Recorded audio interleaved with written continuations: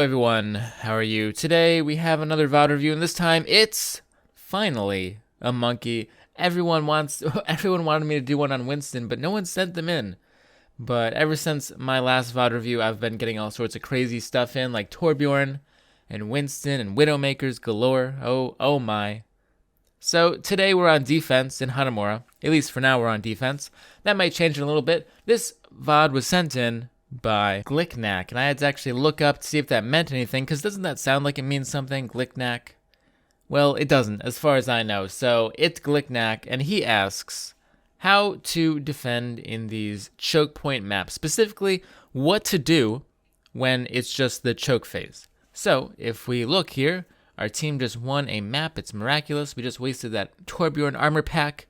As a Torbjorn player, I'm sure your Torbjorn was very unhappy about that, and the rest of your team.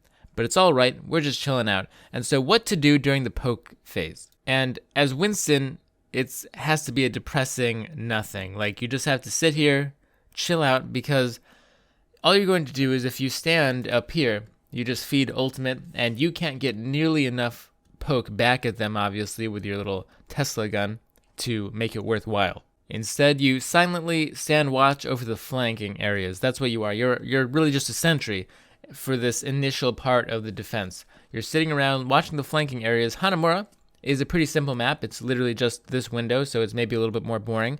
But something like a Volskaya, pretty much every other map has way more complex flanking pathways than just this one little window. So it's more exciting on those maps. On this map, though, on Hanamura, pretty much just stand over here.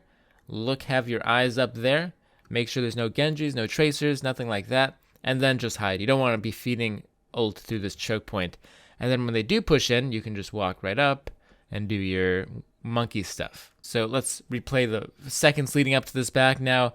Here, so they're pushing in. Our Mei wall just dropped. These are the tanks.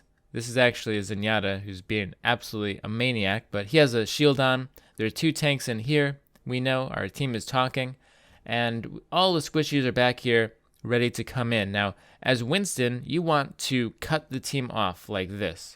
You want to cut them in half with your shield, your bubble, like that, and obviously go on the back line. But here, we're going to choose, our hero is going to choose instead to go on the tanks and just get fried from behind by their soldier, by their Ana, and it's not going to be a very good time. So if we had just waited a little bit for those squishies to come through, we're actually going to get rezzed as well and saved, and the other team's going to get earth shattered, and so it's all honky-dory. If we just waited a little bit, none of that would have had to happen. We could have disrupted their backline enough so that possibly we would have won the fight, maybe without a res, or maybe a little bit more decisively than that.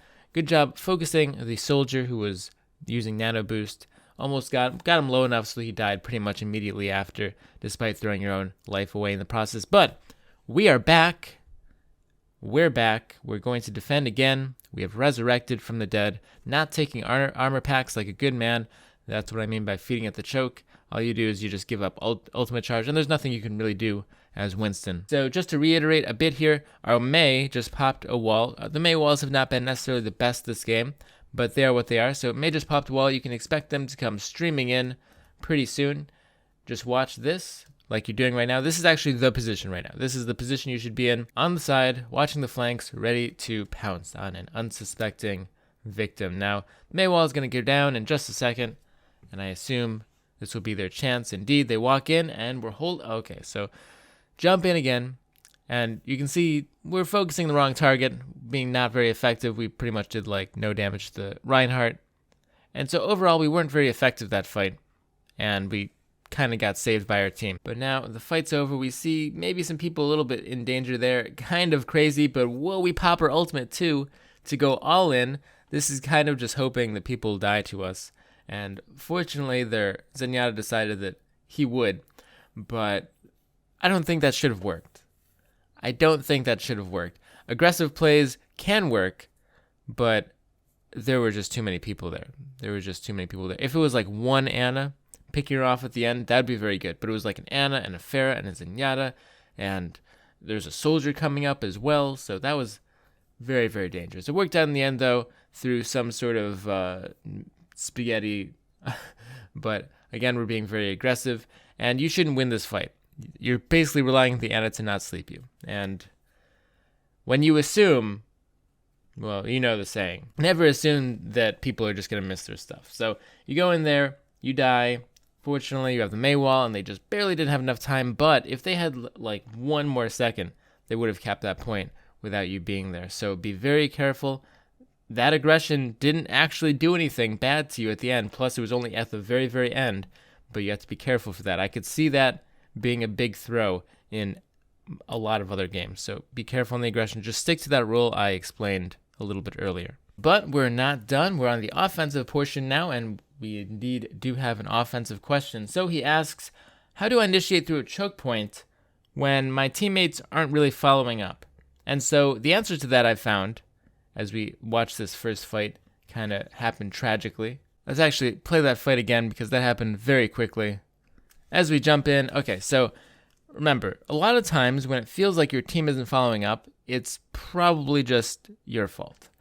And I don't mean that to be mean or anything. It's just that when you are surprised, like, oh man, my team didn't follow up, most of the time you should think about what you're doing, and only at the very, very end can you be like, okay, it's actually just my team's fault. So we jump in, our diva's jumping in right behind us. So this is a little bit scary already for our friends over here, our squishy friends, our Annas, our Zenyatta, our soldier. They're all just here all alone in this scary, scary world. So obviously the goal right now is we need to make an opening for them. We need to come in, pop our bubble down. Our bubble will shield off our teammates so they can shoot in. You can stand here. Your diva does whatever she feels like doing, and then you have a team fight. But we see our hero stall out for a pretty long time here. You can see how long it took us. First we attack the Symmetra turrets because time is of the essence. Remember, our allies are really hurting over there without a shield and all that good stuff. So finally we come in, we're doing all this good stuff, we pop the shield, everything's good, don't quite jump out in time. Overall, you can see the issue with that initiation that would make it difficult for your team to follow up on it, because no matter how well you executed it at that point, it's really hard for your teammates who don't have a shield, who are getting spammed out, to then kind of push up after you've done your come around here, wait a few seconds, and then just casually drop in sort of thing. You can see how that doesn't actually help them when you're initiating. But it's all right. We have 3 minutes, 20 seconds left. Okay, we're going to go in. Our teammate's dead. Our team's all dead. Doing a little pokey. Although, as I said before, Winston definitely feeds a lot more ult charge than he gains when he does this. He fed about 300 health there. And you actually did a lot of damage, but it wasn't quite 300. Not quite worth it, I don't think. Unfortunately, your Lucio is going to be picked off early. You just fed another 5, 6, 700, 800, 900. A lot, let's say. About 1,000 health worth of ultimate. So, you just have to calm down. Be chill in this particular case. Especially because now you have your ultimate up. That's what you wanted, I assume. So now just calm down. Our teammates are all back. Oh no, soldier. Not you two. So, if I were to blame, in quotation marks, I don't like playing the blame game, but if I were to blame anyone in this, it would definitely be the diva, because the diva was back there. I mean, she killed the teleporter, but it made it pretty rough for us to go in. So here we go. We're finally going to go in now. You have to remember they have a Mei wall, and Mei walls kind of eat Winstons who don't have leap for lunch. That's something that when they have a Mei specifically, now this is kind of like a map-specific thing, but here on Hanamura, when they have a Mei, you have to just walk in as Winston, and then wait for the wall, and then jump out. Also, you have to, if we just watch it one more time real quick, so we come in here. Now, this does not, again, help us actually to initiate. You have to think of your friend's perspective. You're all the way over here past the enemy. You haven't dropped a shield yet. There's the shield. But when you ult, you should still stay near the front, near your allies. You kind of go all in 1v4 here. It doesn't work out very well. And then as we watch the kill feed happen, we see stuff happening. We're going to wind up popping their Mercy ultimate, popping a few of their ultimates actually.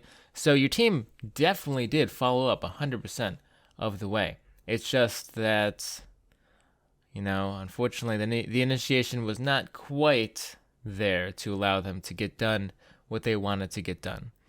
But this fight's actually still going on. It's not going to go on for much longer, though. We're kind of forcing it. And this is actually very bad. Once you start feeding Mei more ultimates, that's rough, because you kind of got shut down last time by Mei ultimates. But here finally comes out the Zarya. Everyone dies. The Mei ultimate comes out as well. So this next push is the perfect time to go take the W. So here we go. We're on attack. We have an attacking Junkrat. It's okay. Let's go in. I assume we're going to do this. Okay, so we're going to jump in again. And again, we kind of have the issue of the wall blocking us off. But fortunately, our Pharah landed some nice rockets on their Mei, which killed her early on. That's a huge benefit for your team. But as we progress through, our team rolls through very nicely. And the Junkrat that I'm sure everyone was making fun of earlier, the attack Junkrat gets a double with his shield. But now we're going to pop our ultimate, which it's a bit strange, because if we look back, this is back when we popped our ultimate. We still had a good 400 health left, and the point still wasn't at the level where we could have, just knocked people off straight up. So the teleporter is going to get there, and unfortunately this is going to wind up being a tie. But here we can actually see the player, oh my gosh, 3 health, finally goes down. But that was not a bad, once it got down to the actual brawling. This player has pretty decent mechanics. He punches when he's supposed to punch, knows where to cleave, but just a lot of time was wasted in this match from bad initiations, poking, feeding the Mei ultimate when you didn't have to. Oh, there it is again. Mei's getting a lot of ultimates this game, and that's the reason why. If it felt like the Mei had her ultimate up every single team fight, which she did, it was partially because of your feeding at the choke point. So guys, this might have been a little bit more brutal of a VOD review than I normally do, but I just think the idea of oh, my team isn't following up is something that really needs to be addressed, because that's usually not the case. It's usually not the case. You have to let your team follow up. You have to give them the opportunity, make it very easy for them. Imagine it's your child, right? Just like a small child. You want them to be as successful as possible. You just have to set them up for success. But anyway, guys, I hope you enjoyed. Hope you got something out of it. YouTube has said that we're done, apparently. So I guess that's it. Never forget to stay positive and have a great day. Peace out, guys.